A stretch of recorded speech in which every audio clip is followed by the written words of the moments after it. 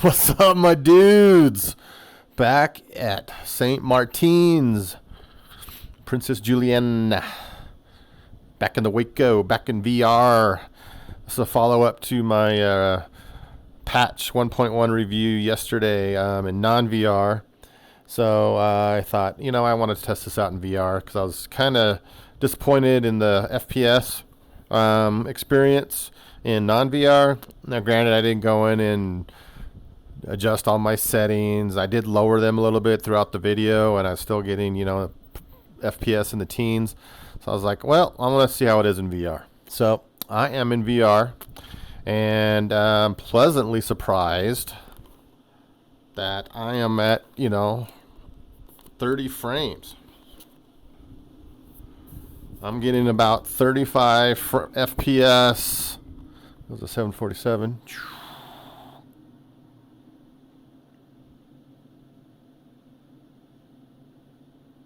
Nice. So I am pleasantly surprised. I got 35 frames FPS now. Granted, everything's off, but I got high clouds, pretty much medium settings throughout. Now my display resolution is low because when I crank it up, it seems to impact this plane quite a bit for some reason. So they're low. I think it's at 50 now, which is way lower than I normally keep it. But it looks fine in this plane, so I'll have to see how it is in the other planes. But anyways, I just want to do a quick video. I'm going to do a couple circuits. I found out a few things about my takeoffs, a little change in technique, which seems to help. And so this will be a short video follow-up to that, but in the VR. So let's get going.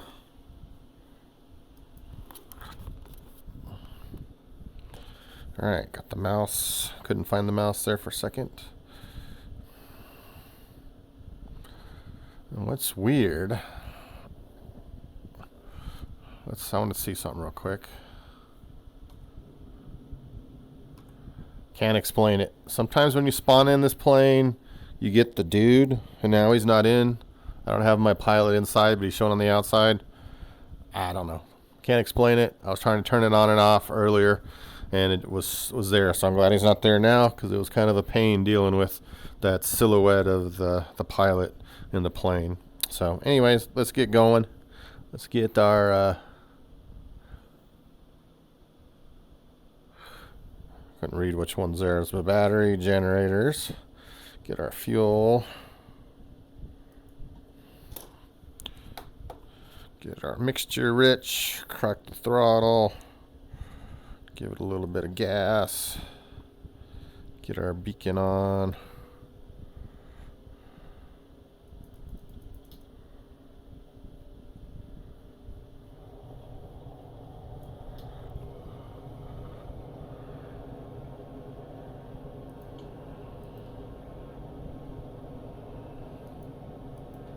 Avionics.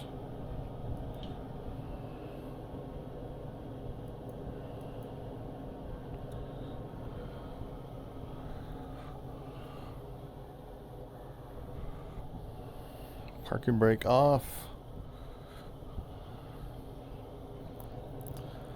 Full stick back when I taxi.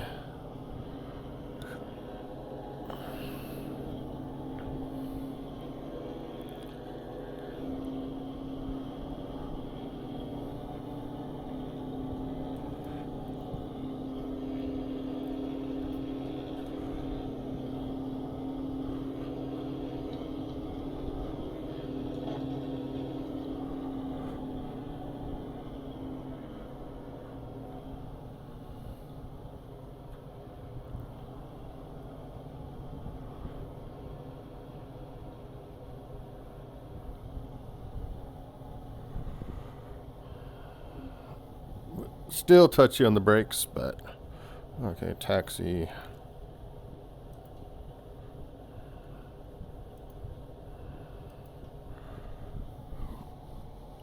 No planes coming in.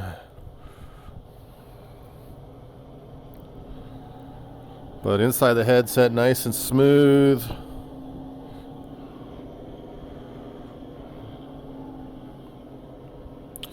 So one of the things after practicing on this, I've learned that so I still lock my gear when I get it, my tail wheel when I get it lined up. And what I do is I advance the throttle to my detent point. So I'm not giving it full throttle. I just give it a decent amount of throttle. Let it power up naturally on its own. Gets to about 40. Then I start gently letting the nose down. And then I kind of get it straightened out.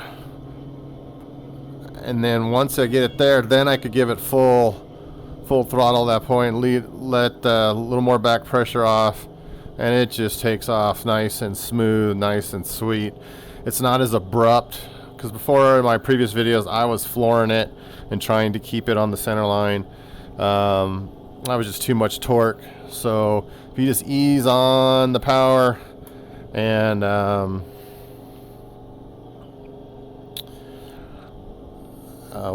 gently work the pedals, and as it starts to get about 40, just gently, I was pushing the stick forward too.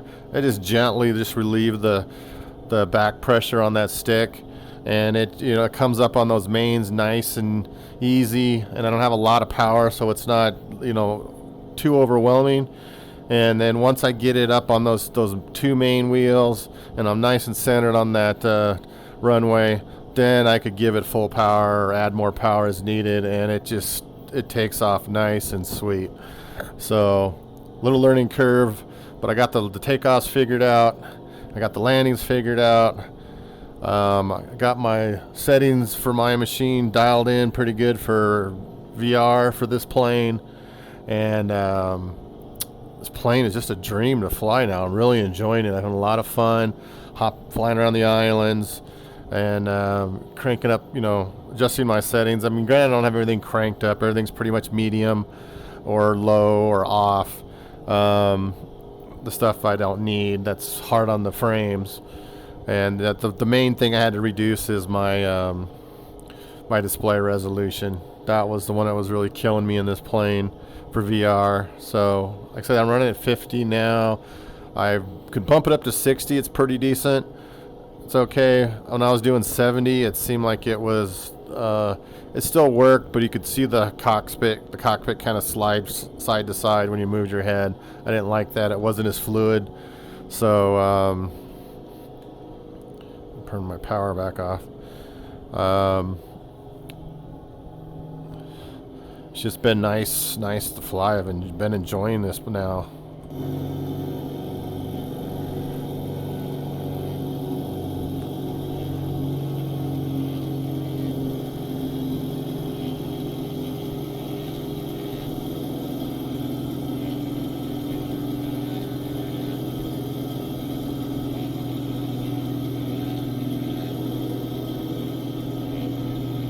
Got a little bit of haze coming in here.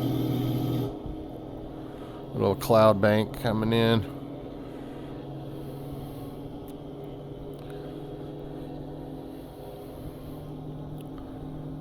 It's nice and smooth. It's fun. It feels good. The plane, I got the takeoff and landings down now, and I'm just having fun flying this plane.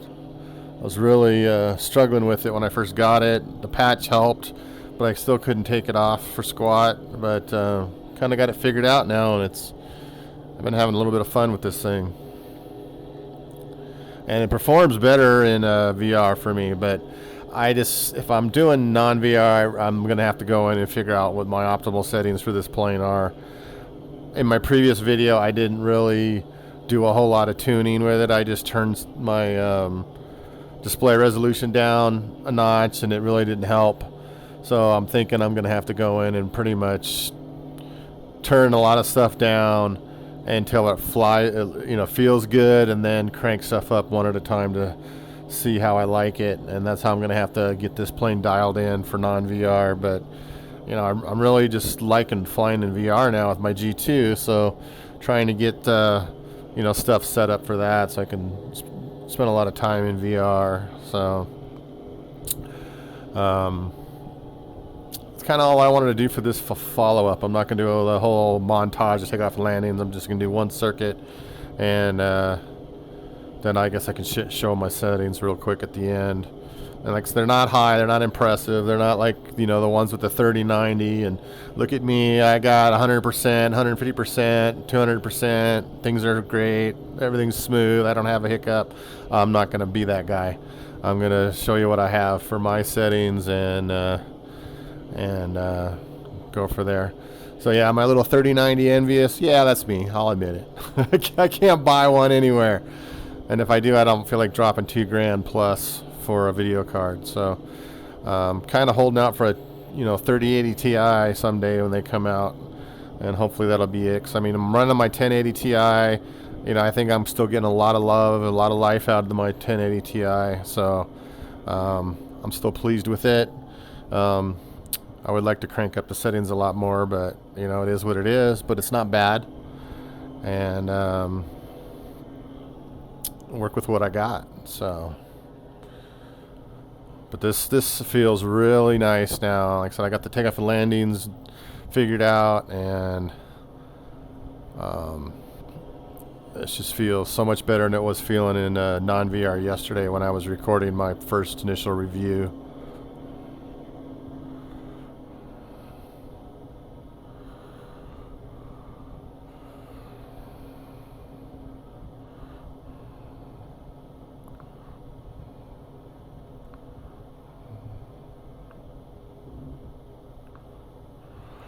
So yeah, coming in, you just gotta keep it centered, right rudder, and just let that airspeed bleed off. And then once it gets to that point that you can go full back, then you could just do it full back on that stick.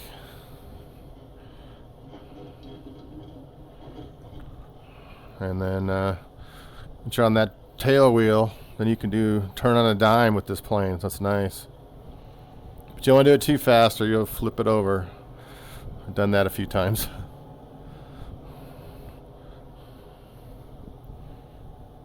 But I just want to do a quick follow-up video.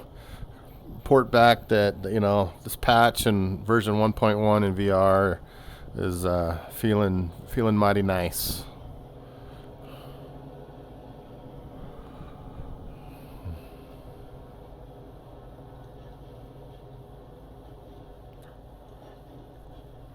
So I love how this thing turns on a dime.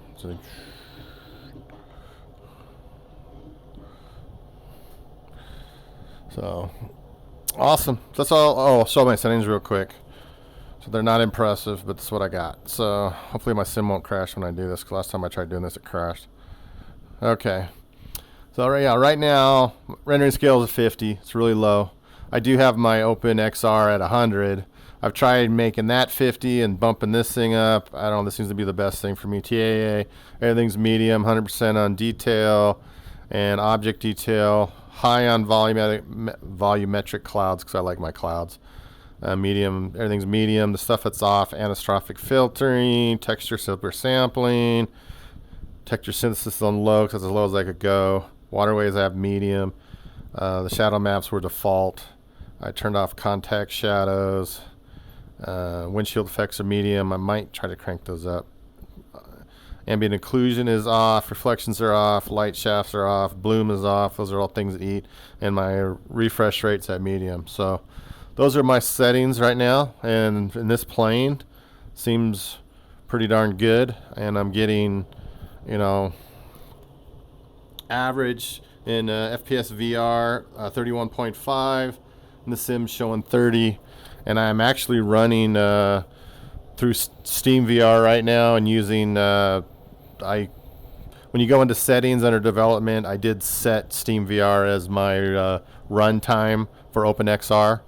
So I'm pretty much running Steam VR with OpenXR as my configuration with the mirror. I have mirror enabled and not mirror, but rear projection enabled. And my rear projection ratio, I can't see without my glasses, is like 65%. Is what it's showing. It's probably high. And my CPU frame time is high, but it's running good. And my GPU frame time is high. It's in the red, but it's fine. The CPU frame time is in the gold orange with a few spikes of red. So probably higher than the optimal settings, but I mean I'm solid average FPS at 31.4, and so I'm in the 30s, and it's running. I mean, runs it's nice and smooth in the headset. I mean, I got the high clouds. So, I mean, I'm sure I can lower some stuff down and whatnot, but better flight experience than I was experiencing in non-VR with the settings I had yesterday. So, like I said, that's the work in progress. I have to figure out what the optimal settings for that would be. I didn't muck with that. I was just like, oh, my frames on this plane suck, and it's kind of where I left it. But that's it. That's all she wrote. Thanks for watching. Hope it was helpful. Later.